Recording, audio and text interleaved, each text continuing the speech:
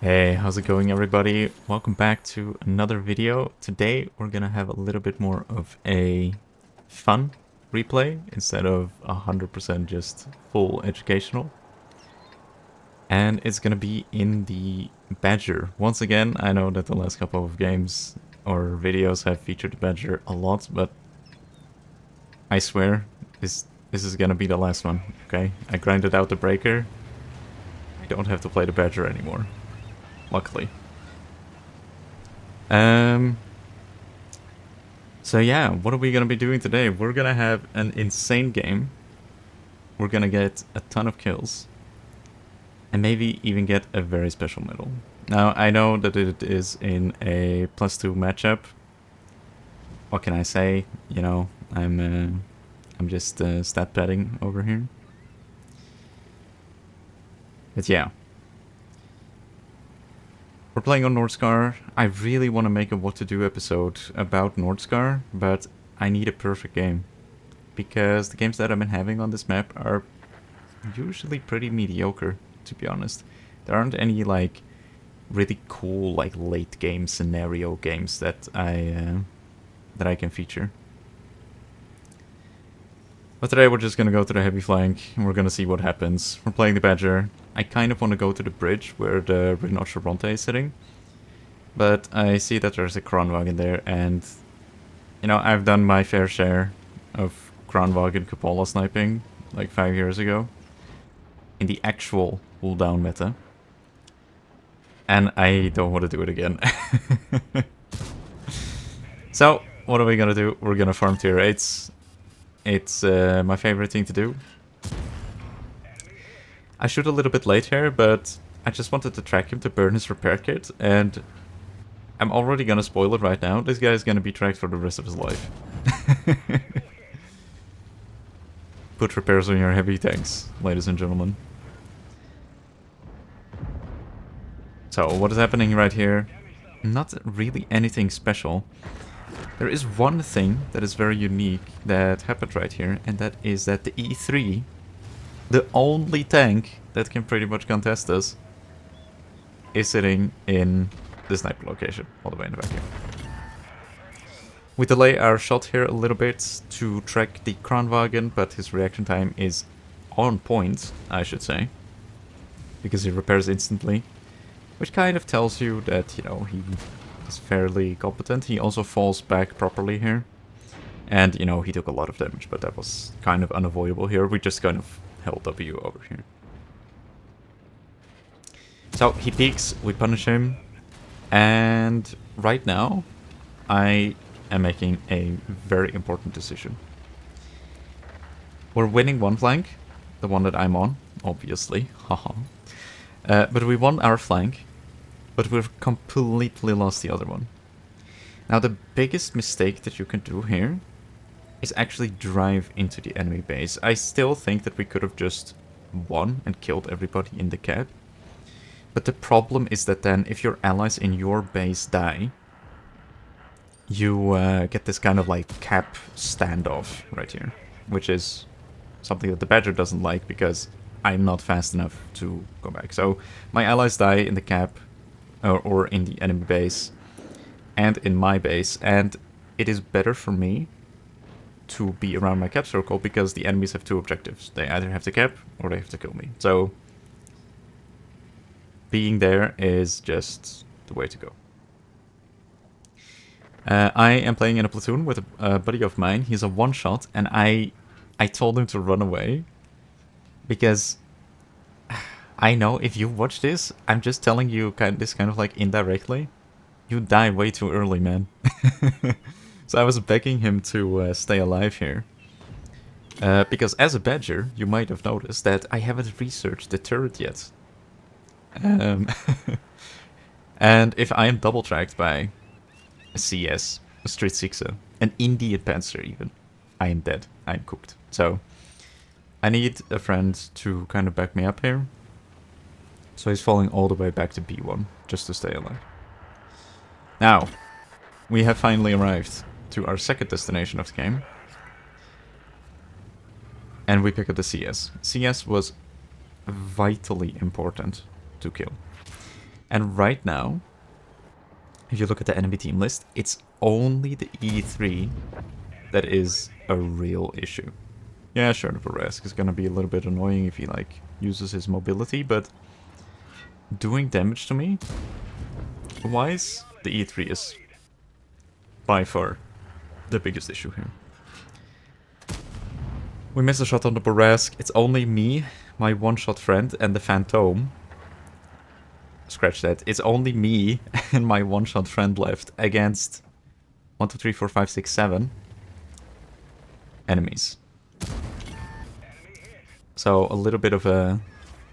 not a single-person Colibanos medal, but maybe a two-person Colibanos medal here. Artie is still alive as well. The S1 shoots me and bounces me. I know that he's in the middle. I just barely missed the 2A3, which is really, really annoying. The 122 TM tries to push my friend.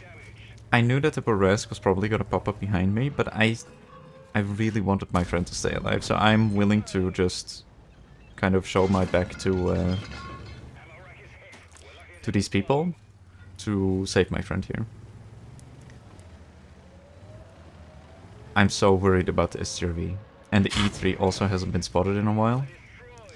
It's actually not the Russian medium that pens me here, but it's still S1 from the middle. I ping his location so my friend knows where he is. I think I switched to HE here. And look at this. This is really clever by the Boresk. He goes one way.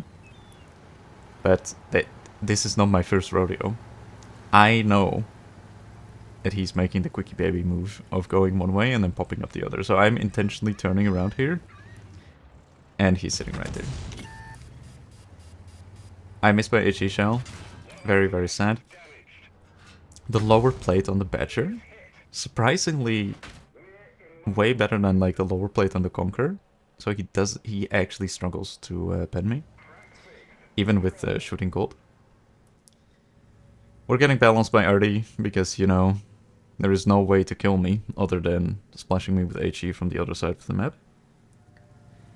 And my friend is also pushing, or well, he's still kind of staying put here. And I'm really scared about two things, Artie and E3. Because there isn't a lot of Artie cover here, and E3 can just pop up anywhere. No idea why the Boresk decided to pop up there. He should play on patience and distance. Because there's 7.5 minutes left, there is no need to rush. Like, he could just wait for his E3 to move into position. But yeah, somebody else is capping. I'm kind of thinking of... yeah, you see me here, ping on the map. That I want my friend to run on A line to flank around. That he get picked up by the Borsig. I'm loading an HE shell. The HE on this tank has 130 pen, so it's really, really good. And I'm just waiting for this Borsig to peek. And we pick him up. Absolutely fantastic. We get spotted. I sit behind a rock to shield me from Artie, but he misses me for 200 damage. Super heavily armored tank, by the way. So I'm basically down to a one-shot right here. And it scares me because if Artie reloads and I get spotted, what am I supposed to do? So I kind of just say, okay, I just want the Radley Walters, I'll be happy. And I cannot play around Artie, so I'm just gonna play the best that I can, just ignoring Artie. But I have knowledge. Knowledge is power. And look at this here.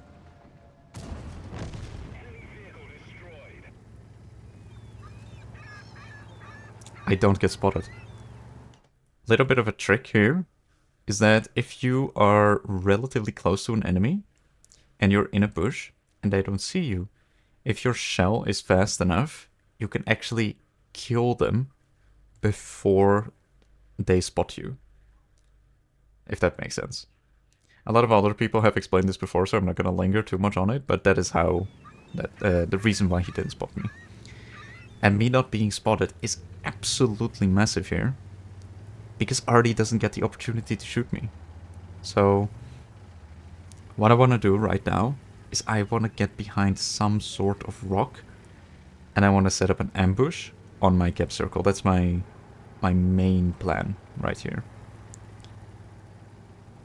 And I just don't know where this E3 is. I'm like, he has 2 kills. He is not AFK. He can be anywhere. He can be pushing 9-0, 1-2, driving through the middle, driving straight towards me. I don't know, and that's so scary when people are so unpredictable. I do spot him, however, and you'll see that I'm not scared of him, because I think that I can outplay him. But I just hug this rock and I start praying. Because even my tank is just shaped like a helicopter pad, right? Like, it's just a landing platform for RT shells, basically. I want to try and get around here, but I was thinking that if he drives straight towards me, he should maybe be right in front of me. And here, I know that this guy is dead. But I'm just crossing my fingers for RT. There's nothing I can do. So, here, the only difference between the Badger, or well, the only difference, one of the biggest differences between the E3 and the Badger is DPM. We decide to use it. And I crossed my fingers so hard, like, and RT misses. Oh, man. And I also see where the Tracer came from, so I'm just heading in the general direction of where I think that he is.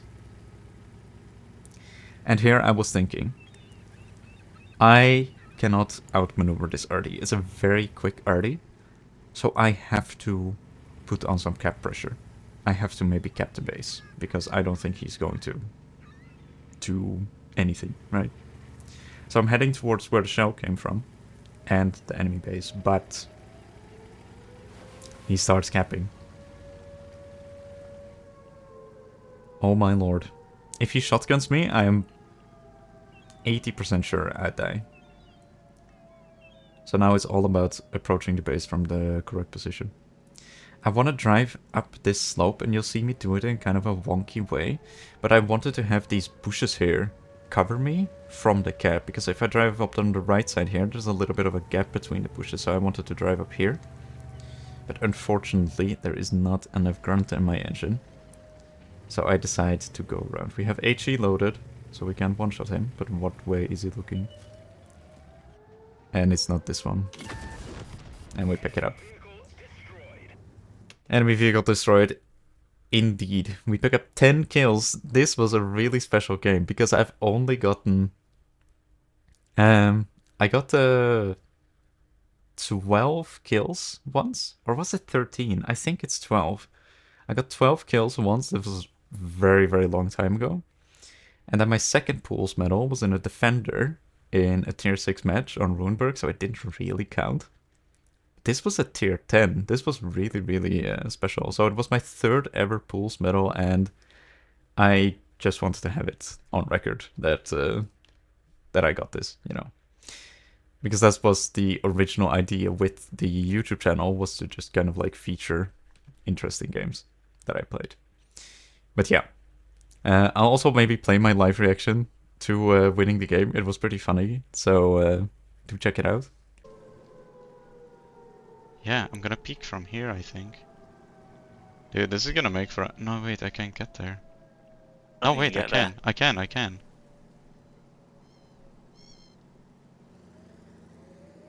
I think this is my best chance. If he's aiming here, then... Can you even get up there?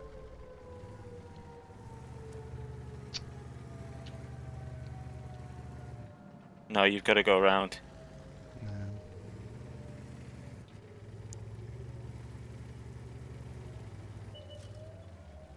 Oh. Oh, no. Well, I'm done for today. Oh my fucking god, dude. That's Holy so fucking shit. funny. 1 game, 10 kills. Let's fucking go. So yeah, we picked up the final kill. Really fun game. I did not expect to win this. I thought I was just gonna get splashed by RT and it was gonna be over. But we picked it up in the end using our superior brain power. And yeah, a little bit of a shorter video today. I'm kind of scared that the videos are becoming too long with the what to do episodes, but yeah. Hope you enjoyed, and I'll catch you in the next one. Peace.